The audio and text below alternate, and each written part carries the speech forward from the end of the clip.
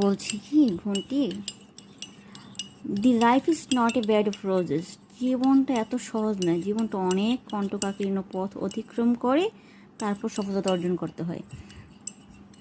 শিক্ষা এমন একটা বস্তু, আমি একটা স্ট্যাটাস দিয়েছিলাম, জীবনে তিনটি জিনিস খুব বেশি প্রয়োজন: বই, বই এবং বই। বই আপনার চিরন্তন একটা বন্ধু। সবাই আপনাকে ছেড়ে চলে যাবে, কিন্তু আপনার বিদ্যা, আপনার জ্ঞান আপনাকে ছেড়ে যাবে না। আর এই জ্ঞান, বিদ্যা, বুদ্ধিমত্তা, বিচক্ষণতা দিয়েই আপনি সাকসেস হতে পারবেন।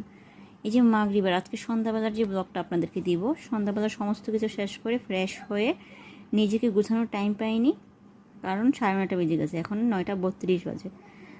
তারপরে মনে হচ্ছে সন্ধ্যায় 8টার দিকে চা খেয়েছি, এত ছিল আজকে প্যারা, তারপরেও মনে হচ্ছে যে আরেক কাপ চা মনে হয় নিতে হবে। কপালটা ব্যথা করতেছে। 3 দিন যাবৎ ভালো করে রাতে ঘুম না হওয়ার কারণে মুখে পিম্পল হয়ে গিয়েছে। তারপরেও বলবো কি, এত ব্যস্ততা, নিজের সংসারে, নিজের সংসার, সন্তান, স্বামী নিয়ে আলহামদুলিল্লাহ ভালো আছি। আর আমার প্রত্যেকটা বোন ভালো থাকুক, আমি বিধাতার কাছে, সৃষ্টিকর্তার কাছে সেই প্রার্থনা করি। আর লাইফ ইজ সো স্ট্রাগল। আপনি হয় anybody struggle in her life, he or she will be must success in her life. যখন কোনো মানুষ তার জীবনে স্ট্রাগল করবে, যুদ্ধ করবে, সফলতা তার খুবই কাছে। মনে রাখবেন, রাত যত গভীর হয় প্রভাত ততই নিকটে আসে। গর্ভবতী মায়ের ব্যথা, পেটের ব্যথা বেদনা, আমরা যারা মা হয়েছি তারা জানেন, ব্যথা যত বেশি হয় তত তাড়াতাড়ি সন্তানের সন্তানের চেহারা দেখার সৌভাগ্য তত তাড়াতাড়ি হয়। তো আমাদের যতই পরীক্ষা আসুক, এখন থেকে, আজকের দিন থেকে আমি নিজের সহ প্রতিজ্ঞা করছি, আসলে খারাপ সময়গুলোর কথা কাউকেই শেয়ার করব না।